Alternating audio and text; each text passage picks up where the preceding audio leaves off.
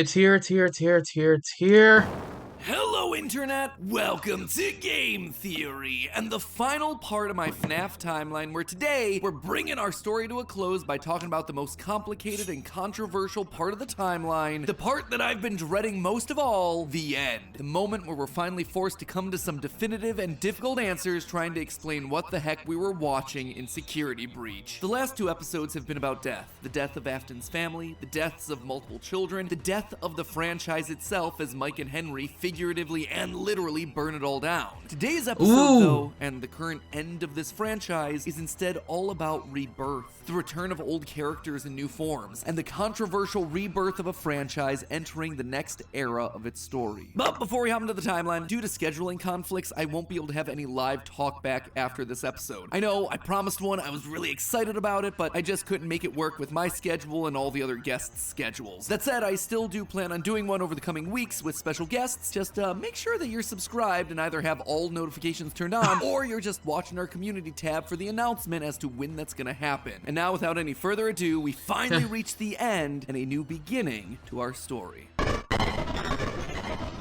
Chapter 3. Fazbear Entertainment was dead. There is no need for you to return to work next week, as Fazbear Entertainment is no longer a corporate entity. All debts had been paid, all assets redistributed. The company was outright dissolved. Even the memories of the horrors that had happened there started to fade away in the public consciousness. The people were gone too. William was dead, Henry was gone. A whole generation of young Emilys and Aftons had lost their lives to the horrors of the pizzeria. All of them collateral damage to the man in the bunny suit. Everyone the company had ever touched was dead and gone. Oh my. Well, all except one. Pay your child support, you deadbeat! I'm keeping the diamond ring. I also set the house on fire! Clara Afton. She'd been there in the early days, back when things with William were good. They'd had the perfect home, a thriving business, the ideal family. But shortly after their youngest son died, things started to change. William had become distant, lost in his work, obsessive. She had watched him change from this irritatingly brilliant man that she had fallen in love with to a drunken monster struggling to hold himself together. And despite her trying to reach out to him in those desperate days, he was just too far gone.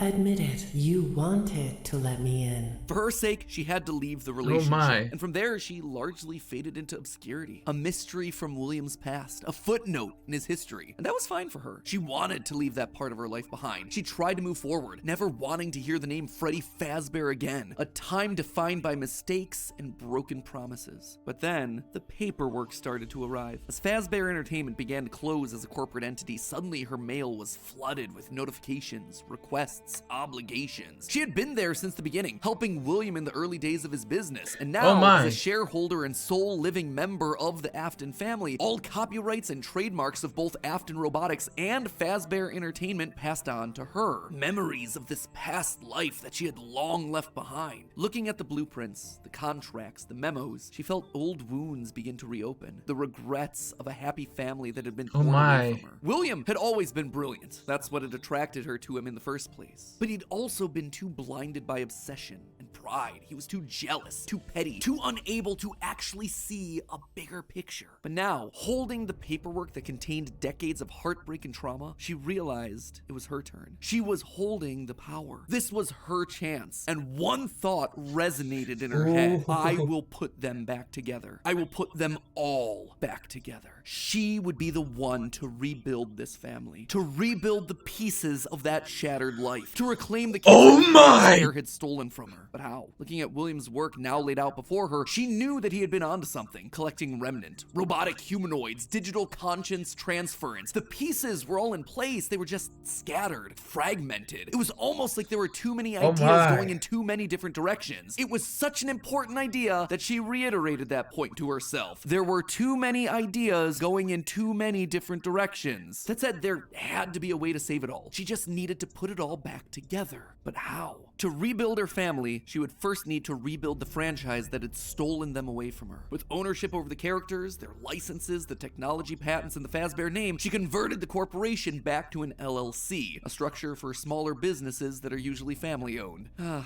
The irony was fitting. From there, she would need Remnant, and lots of it. Remnant was the key. Clearly, in the later years of his life, William had been using Circus Baby's entertainment and rentals as a remnant farm, sending robots to kids' birthday parties in the hopes of nabbing bits of the stuff here and there. But clearly, it wasn't enough. He had, what, like 4, maybe 5 animatronics going out every week? No. It was a decent idea, but to get the remnant they required, it needed scale. Dozens, hundreds of animatronics all out there, all gathering remnant from unsuspecting customers. But to do that would require help, something William would never ask for. William had kept everything in-house. His obsession with control limited him. Clara, though, she wasn't nearly that precious. A plan like this required partners, people outside of Fazbear to do the heavy lifting. So she contacted a mid-sized delivery company, DLZ Shipping Solutions, to help build replicas of all the original animatronics. And with meal delivery apps being all the rage, why not an animatronic delivery service? Order one to celebrate your birthday, your holiday. How about a 4th of July picnic? We'll invite Liberty Chica and 4th of July Freddy on over. She would make sure that they made skins for every occasion. Chocolate Bonnies for Easter, Shamrock Freddies for St. Patrick's Day, Dia de los Muertos Chicas. And thus, the Fazbear Funtime service was born. That's right. With the Fazbear Funtime service, you'll never be alone again. You'll always have someone watching your back. Was it ridiculous? Absolutely. Was it a sellout?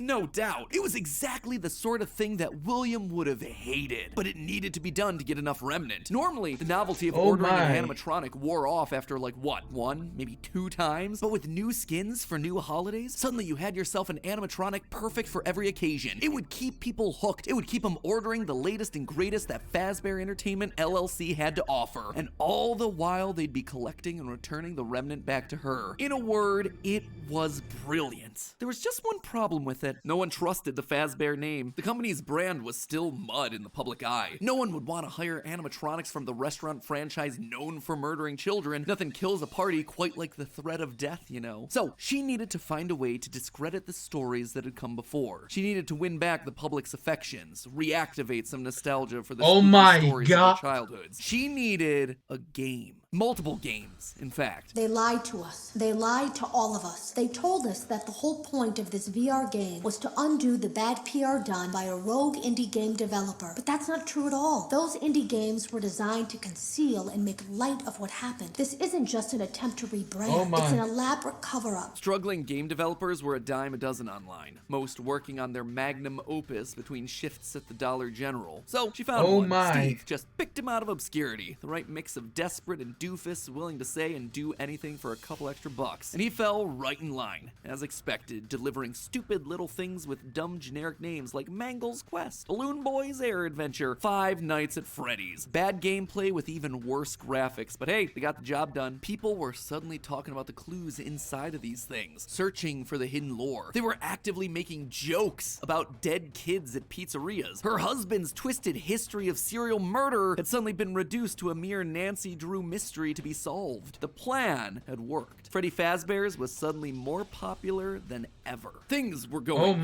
shockingly well. Her takeover and reboot of the franchise was full and complete. Suddenly infused with cash, she built the largest, most ambitious project yet, the Mega Pizzaplex. William had always been so visionary, but always thought so small scale. He was careful to a fault. Not her, though. She knew that this latest project needed to be big. It needed to be flashy. It needed to be a palace for children. A place that got people talking and checking out the latest in Fazbear products. So with a steady supply of remnant flowing in, it was finally time. The stage was set. It was time to get to her real goal, literally rebuilding a family.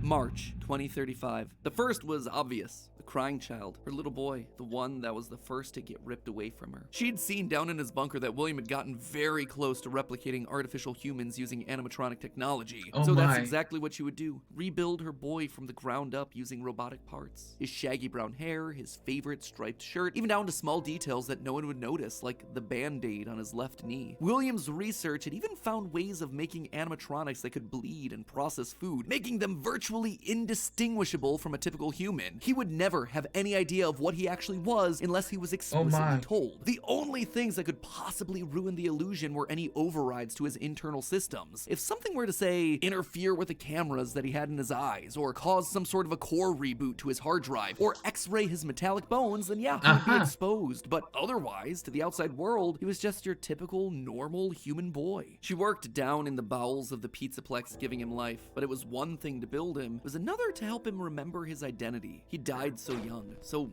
early in their history that there was no preserved memories for him, no documentation that she could just download into his digital brain. So bit by bit, she trained him, forcing him to remember who he was. In a corner of the room, she even made a makeshift dinner table, a reminder of their happier days. The family recreated 2 brothers, a sister, a father, and the mother at the head of the table. The one in charge, the one in command, the one bringing all of this to fruition. But his progress was admittedly slower than she would have liked. At first, he could only communicate through simple ones and zeros, then rudimentary drawings and crude letters. But bit by bit, images of his past life started to come through. Balloons, colors, houses, bears and faces, birthday parties. All for me. Gregory was alive.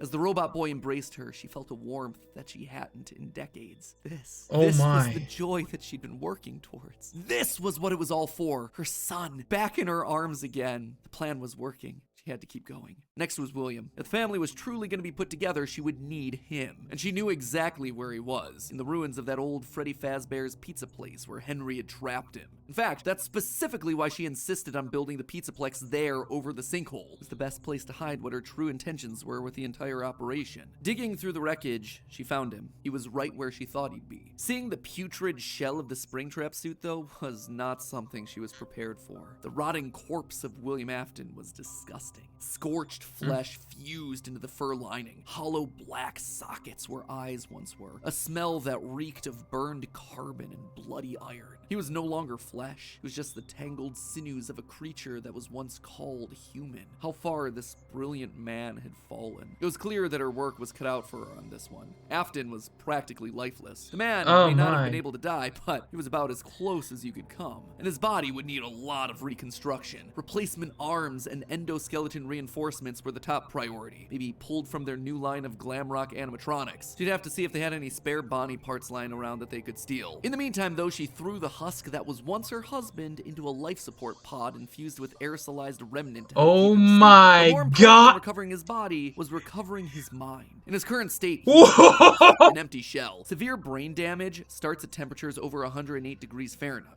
42 degrees Celsius, and years of repeated fires had burned his brain to goo. Gone was the brilliant, frustrating mind that had drawn her to him in the first place. But she had a plan. Unlike her darling boy Gregory, Afton had found ways to record his consciousness. Fundamentally, the brain is only a series of electrical connections after all, so why couldn't you replicate that in the form of a standard circuit board? In essence, you could create a digital consciousness. And one thing she knew about William, he was nothing if not cautious. A planner. Someone who had backup plans to his backup plans. And sure enough, there it was, buried in piles of old animatronic CPUs, a record of Afton himself. But she needed someone to test it. Someone was definitely here during the night. It had to have been the client. I mean, they sent us that stuff in the first place with no explanation. Told us it, said it would expedite That explains so we wouldn't much! need to program any pathfinding ourselves. Unlike the other games that she'd paid to have made in the past, this one had a different purpose. This wasn't about PR, it was about getting William back up and running, spreading his virus to the masses. You acknowledge that Fazbear Entertainment is not responsible for accidental digital consciousness transference, real-world manifestations of digital characters. She hired a new developer, Silver Parasol Games, to scan the boards and bring her husband into the system. And because of the immersive nature of VR, William's consciousness would be able to merge with the player, giving him a new body, a new agency. There was just one complication. Afton's hold wasn't as powerful as she had hoped. He wasn't able to gain complete control. The first trial run, Jeremy, was so desperate to escape from his grasp that he sliced his own face off with a paper shredder. Messy. Afton's followers were reluctant reluctant, to say the least. But it was the second attempt that looked like it had the potential to kill two birds with one stone. Enter Vanessa. Mrs. Afton wanted a surrogate daughter. Her darling Elizabeth would have been a young woman at this point if she had lived. And Clara wanted someone who wasn't Elizabeth, but could be just like her. Could she have just rebuilt her like Gregory? Sure, but she decided against it because she wanted an actual human mother-daughter connection. Well, that, and it would be redundant and narratively unsatisfying to have two robot kids in the same family. What could she say? William had put a lot of tools on the table for her to use, and she was planning on using them all. Oh my. Plus, Elizabeth had always been so loyal to Daddy. It was time to give her a second chance, a true choice. And Vanessa seemed to be the perfect candidate to fill the role. Your dad's name was Bill? Your dad didn't play fair,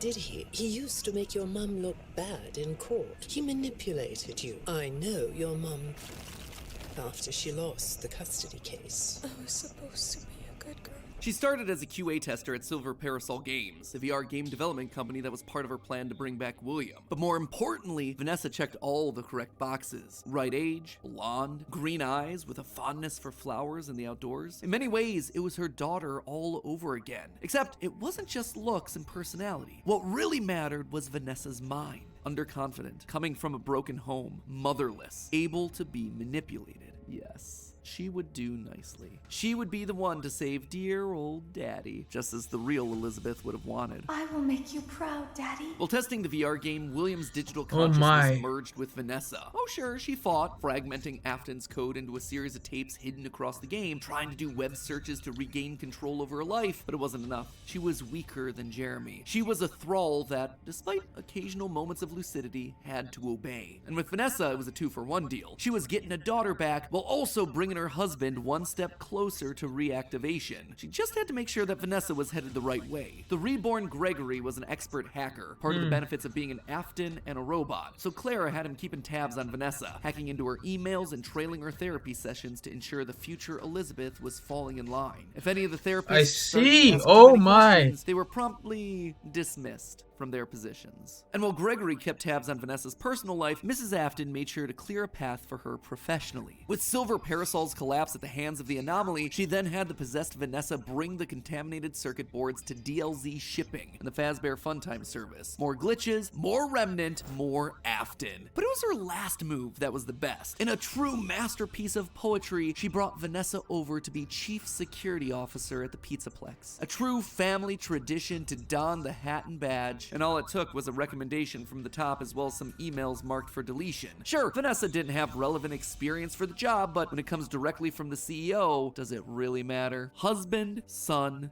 daughter. A corpse, a robot, a human. All that was left was Michael. Poor, troubled Michael. The boy that killed her youngest. The one that would spend years trying to make his guilty conscience right again. A self-professed protector. While she knew she needed him to complete the family, something told her that the problem had already solved itself. Something had shifted when using Glamrock Freddy to excavate the buried pizza place. I have been here before. I found myself for the first time when I cleared the path. I have changed. My friends are here, but I can protect you. I am not me. Maybe it was the remnant that had coursed through Michael's veins. Maybe it was the spirit of Michael living on as a protector. But he was there, somewhere inside of Glamrock Freddy. She could feel it. And just like that, she'd won. She'd done it. Sure, there were still some kinks to work out, some final brainwashing of Vanessa, some rehabilitation of William, but they were there. Finally, all together again under one roof. The Aftons reunited. A happy ending. And that's how it could have ended. That's how it should have ended, had it not been for a few unanticipated developments. For one, something was just wrong with the Pizzaplex. Almost as if the entire building was haunted, possessed. Puppet plushies hiding on ceilings, behind crates, places that they had no earthly way of belonging. Staff bots with greasy tears down their eyes acting like they were being puppeteered by some sort of a nightmare. Even their sounds had the echo of nightmares long past. It was as though a guardian spirit of the past refused to move on. As long as her husband was around, it too would linger. Only now, it wasn't just in one body, but it was in the essence of the building itself. She had seen stories of houses built on burial grounds getting possessed by angry spirits, but she'd never assumed that it could be real. Then again, in a world of living spirit metal and mind-controlling glitches, who was she to be so judgmental? The whole thing was ridiculous. Why would this be the line that she refused to cross? After all, the Pizzaplex was built over the burial ground of angry free spirits. But it was the power cords that finally convinced her that something was wrong. Suddenly, these cords were striped black and white, like the security puppet from generations ago. The very foundations of this place, the materials and wires that constituted it, were rebelling against her, against the Aftons, against the quest to bring them all together again. And it was being helped by something else, something slithering through the building. Maybe they were connected, she couldn't be sure, but a blob of living wires could be heard oozing through the walls, stealing pieces and parts of the old animatronics showcased in Rockstar Row. She could only assume that it was a byproduct of all the remnant they'd been collecting. From Afton's testing, she knew that both light and dark remnant existed, one of positive emotions and the other created from anguish, anger, agony. Perhaps this thing was an amalgamation of all the darkest parts of the pizzeria's history, a collection of the hatred still housed inside these defunct endoskeletons and exosuits. As long as it was left alone, it seemed to be harmless. But if any Afton outside of Michael got too close, it would lash out wildly. Even young Gregory, looking to punish the family that had been complicit in its horrible creation. Little did she know, though, that Gregory should have been her biggest concern, that bringing the family together would have some unforeseen consequences. Gregory was normally the goodest of boys. She had literally built him that way. But lately, he'd been disappearing more and more often, disobeying her orders.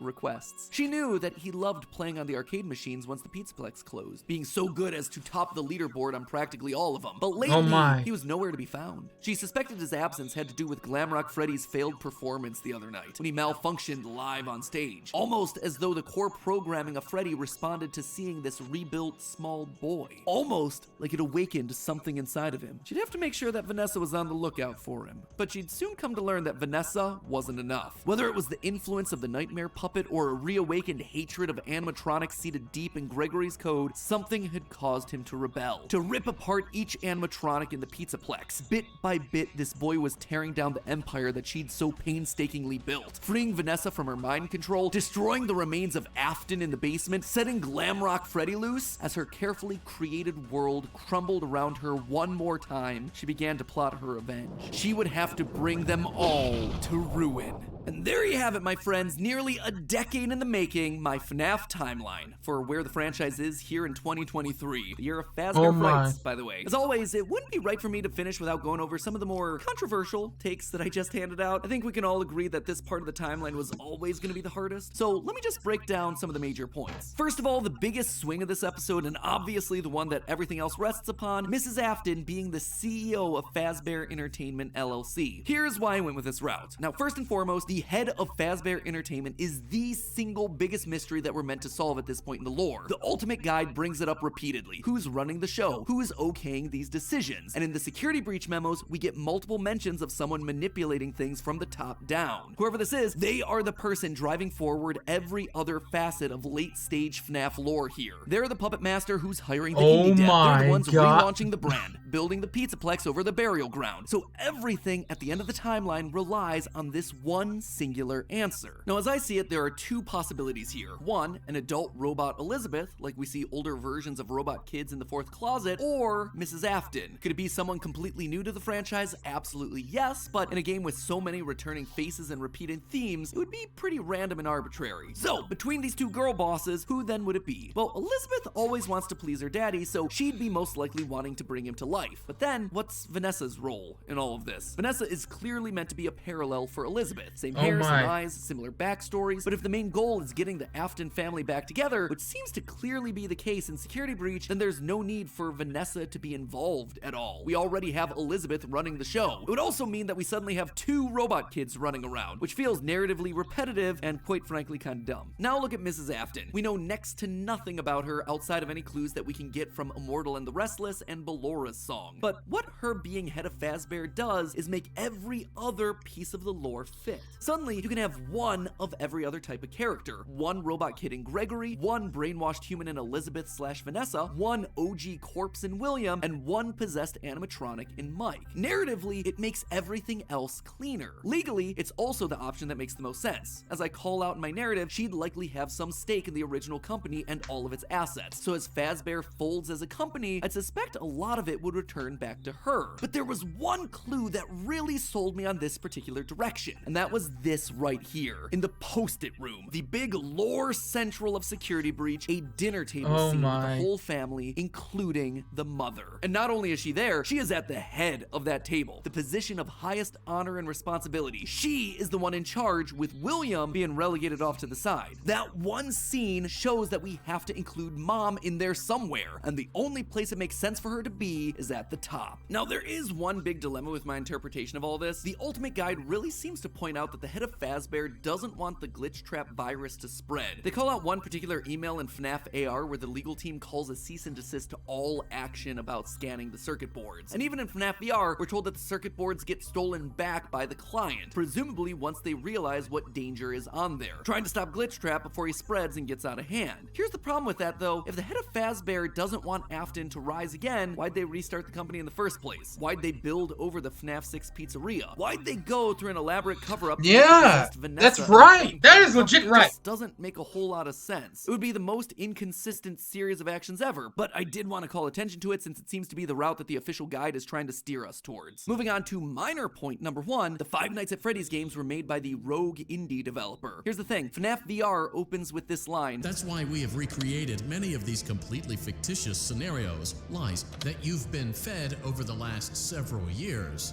into a hilarious VR game. It's recreating the lies told to you by the indie developer, and since Help Wanted has direct recreations of FNAFs 1 through 3, it means the games must be part of the fabrications that this developer made up. Also, all of this is heavily implied in the story of the same name, Help Wanted and Tales of the Pizzaplex, hence FNAF 1 through 3, canon games within the lore of the series. Big swing number 2, the elephant, or ghost in the room, Charlie infecting the Pizzaplex. John from the channel FNAF has made some great findings about Charlie's influence over the Pizzaplex. The cables that looked like the striped arms of the puppet, the Nightmarion plushies that you find hidden across the Pizzaplex in weird places, the staff bots with creepy smiles and in your dreams written on the front. All of these things scream puppets. Plus, with the puppet mask not having tears in the blob, seems to imply that Charlie's spirit exists elsewhere. She is still in play, and she has an important role, especially in Gregory's post-it room. The doors to the post-it room in the game's code are called Charlie doors, and inside we see a bunch of lit up nightmare staff bot heads. Suspicious, to say the least. The channel ID's Fantasy did a great theory looking at the post-it notes, concluding that the crying child / Gregory isn't alone in this room, but rather might be communicating with someone. Oh my. Charlie. Charlie's spirit seems to have pulled a poltergeist. Instead of controlling one thing, she's affecting a lot of little details, foundational elements of the Pizzaplex. And this isn't the first time that we've seen this in the franchise either. We've seen spirits communicating with people through physical writing in the survival logbook. So we know that this is an established means of spirit communication within this franchise. And I suspect that to some extent it might be Charlie's influence making Gregory go haywire. Which brings me then to my final and probably biggest controversy in recent FNAF history, Gregory as Patient 46, the evil robot mastermind. Now, I know when I first came out with this theory a year ago, people were mad. But here's the thing, you don't have to take my evidence points for it anymore. The recent Tales from the Pizzaplex story GGY basically goes and just outright proves it. In GGY, we find out about a boy named Gregory who's getting all the high scores in the Pizzaplex arcade machines. When therapists start to go missing, it's confirmed that GGY is the one that's working to bump him off. And when animatronics start getting corrupted by a mysterious glitch, GGY's letters are found inside the code. He even chooses the code name Dr. Rabbit, for crying out loud. But obviously, by the time of Security Breach, Gregory is working against Burn Trap, Vanessa, and the animatronics. Why? How? Well, it's not really clear. I tend to believe that something must have happened to cause him to either lose his memory or be reset in some way. Maybe it was Charlie talking to him in his post-it room. Maybe he hit his head. Maybe it was the connection that he made with Mike on stage in Glamrock Freddy. Not exactly sure, and I don't think we have enough clues to solve any of it yet. But it makes sense from a story perspective why he'd start off evil on Afton's side and then switch to trying to destroy him and not knowing who he is in Security Breach. And with that, my friends, I'm wrapping this thing up. Congratulations, we are on page 40. 22,000 words of FNAF, baby. Practically just wrote myself a Tales of the Pizzaplex short story. Have I answered everything? No. Does everything fit cleanly? No. But does it feel like the best and most cohesive narrative for all these characters that addresses most of the evidence we're given? Yeah. For me, honestly, it really does. And let's be honest with ourselves, the DLC will probably come out later this year and prove me completely wrong. Wouldn't be the first time. Then comes the movie, whatever. My descent into madness continues. But regardless, I am so proud of this. This was a massive undertaking. And I'm so proud of our editors who have just destroyed the editing across all 4 of these installments. You guys are the best. Thank you for pushing through on 20+ minute uploads. You are unreal and your talent is unrivaled. I'm so lucky to work with you guys every single day. And like I mentioned before, keep an eye on the channel for an announcement regarding a talkback live stream with some special guests. Was I right? Was I wrong? I want to hear your feedback, so that one's coming up soon. And with that, my friends, we can finally rest. I can leave the demon to its demons with one final reminder that it was all just a theory. A game theory. Thanks for watching.